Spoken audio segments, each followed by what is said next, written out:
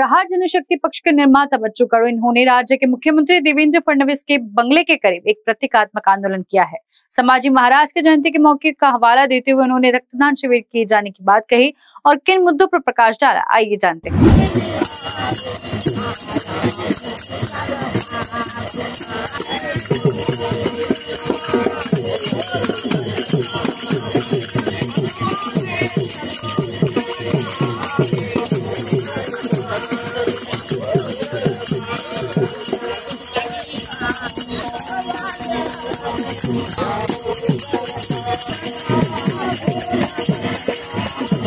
धर्मवीर संभाजी राजांची आज जयंती आहे। एक एक रक्ताचा थेंब सांडून स्वराज्य निर्माण करण्याचं रक्षण करण्याचं काम केलं। आम्ही शेतकऱ्यांचं आणि दिव्यांगाचं रक्षण करण्यासाठी आज रक्तदान केलं। अन्नदात्यासाठी आणि दिव्यांगासाठी केलेलं रक्तदान किमान फडणवीस साहेबांनी 7/12 कोरा कोरा म्हणणाऱ्या सीएम साहेबांना रक्तदानातून संदेश देण्याचा आम्ही प्रयत्न करतो आहे। मला अपेक्षा आहे का रक्त सांडवल्यापेक्षा रक्तदान करून आंदोलन जेव्हा आम्ही करतोय त्याची दखल घेतली पाहिजे। त्यांच्याकडून त्या अपेक्षा आहे। ते खरे राम भक्त असेल तर त्यांच्याकडून उद्याचं रक्त सांडवायचं आंदोलन न होता या रक्तदानातून त्यांनी आम्हाला संदेश द्यावा। या सगळ्या मागणीच्या संदर्भात त्यांनी आपली भूमिका स्पष्ट करावी। गेल्या 3-4 महिन्यापासून ते बोलतच नाही कर्जमाफीवर, म्हणून त्यांनी बोलतं व्हावं यासाठी हे आंदोलन केलेलं आहे। उद्याचं रक्त सांडण्यापेक्षा म्हणजे नेमकं काय म्हणायचं तुम्हाला? म्हणायचं तेच उद्देश आहे का उद्या आंदोलन होईल, संख्येनं लोक जास्त येणार आणि तुम्ही गोळीबार करणार। आम्हाला जसं आता अटकवलं तेव्हा बऱ्याच ठिकाणी पोलीस लोक तिकडे 28 जण काश्मीरले मृत्युमुखी पडले, तिथे 4-5 पोलीस शिपाई असते तरी ते वाचले असते।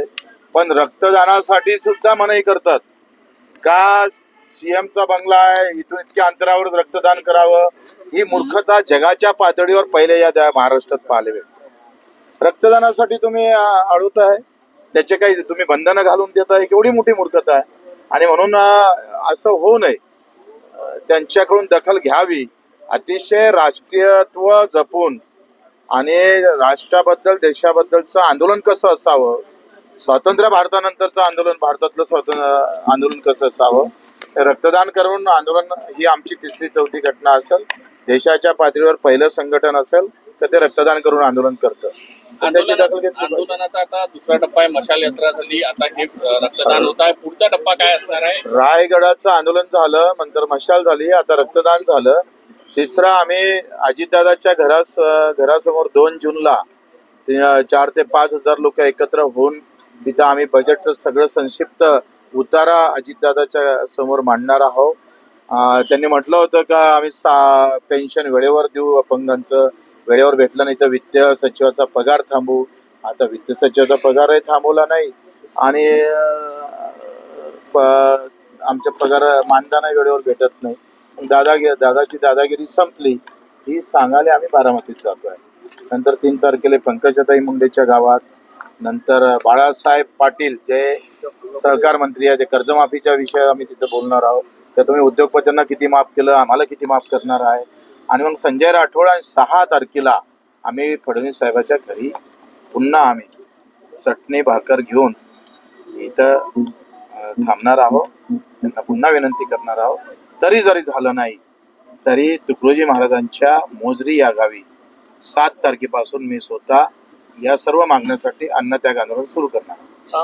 2 राष्ट्रवादी एकत्र येण्याची राज्यात चर्चा आहे, तुम्ही कशा प्रकारे बघता या राजकीय घडामोडीकडे? पहिलेच एकत्र आहे, कोण म्हणते अलग आहे? किती पुरावे देतो का ते एकत्र आहे म्हणून?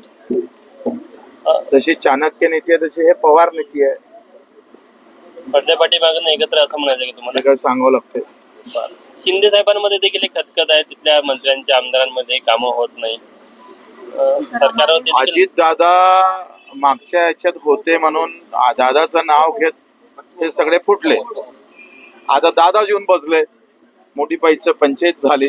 राजकारणात ह्या सगळ्या गोष्टी मोठ्या अडचणीच्या, म्हणजे महाराष्ट्रातलं राजकारण बीजेपीनं यावर्षी पुनर्रचना होणार आहे आणि व्यवस्थित गेम करायचा होता। प्रत्येक मोठ्या राज्यात बीजेपी व्यवस्थित स्थान घेऊन आहे, कारण पुनर्रचनेमध्ये राज्य आणि देश हा एकत्रित जर असलं तर पुनर्रचना म्हणावी तशा पद्धतीनं केल्या जाते.